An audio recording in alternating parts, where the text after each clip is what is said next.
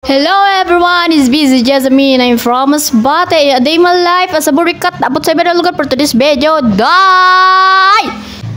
Para interview gana ako sa nanadwa na burikat. Diyos ko Lord. Kaya nado daw ko no, sa ganda ko wala daw ako jowa. Diyos ko Lord, nakialam pa ang burikat sa buhay ko. Nagparahong nga ni kung nano daw ang minis ang burikat. At dito ko nga ni sinabi sa inda kung nano nga ang minis ang burikat. Diyos ko nagparatawa. At sinabihan pa naman ako, sarap daw maging burikat. Ang bunsit, masisira ang buhay mo. Huwag mong subukan kapatid, masisira ang buhay mo. Saan kaya maging burikat yun? Huwag mong subukan. Masisira ang buhay mo.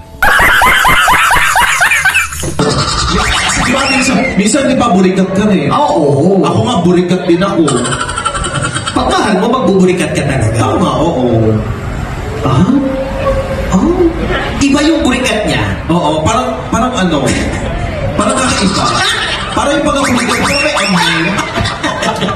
O diba? Burikat-burikat talaga ang datingan. Diyos ko, lalo na yung duwa na nag-interview sa akon. Pagkatapos ko nga ni kanta dida. Nagsubli nga ni si ate girl na burikat. Diyos ko, patawadi. Bagan mabuskad ang akon iputan sa kakatawa. Diyos ko.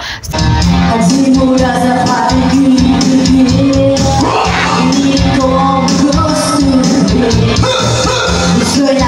Ay, Diyos ko, akdili paganin na kontento kay lumapit pa talaga sa table namon. Diyos ko, Lord, kadi na pirit na pakantahon pa ako. Ay nako, wag na, masisira talaga ang busis ko nito.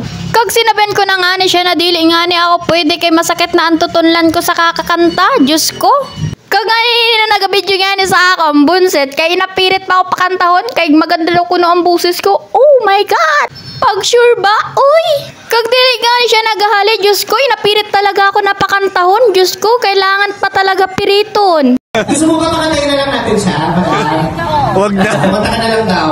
O, sa'yo na itong 200. Ay, okay na kumanta. Halika na. Halika na, be. Oh, bilis na wala. Oh. Halika na. Uy, huwag kang mahihayin. Paano ko natitirahin kung mahihayin? Uy, ano to?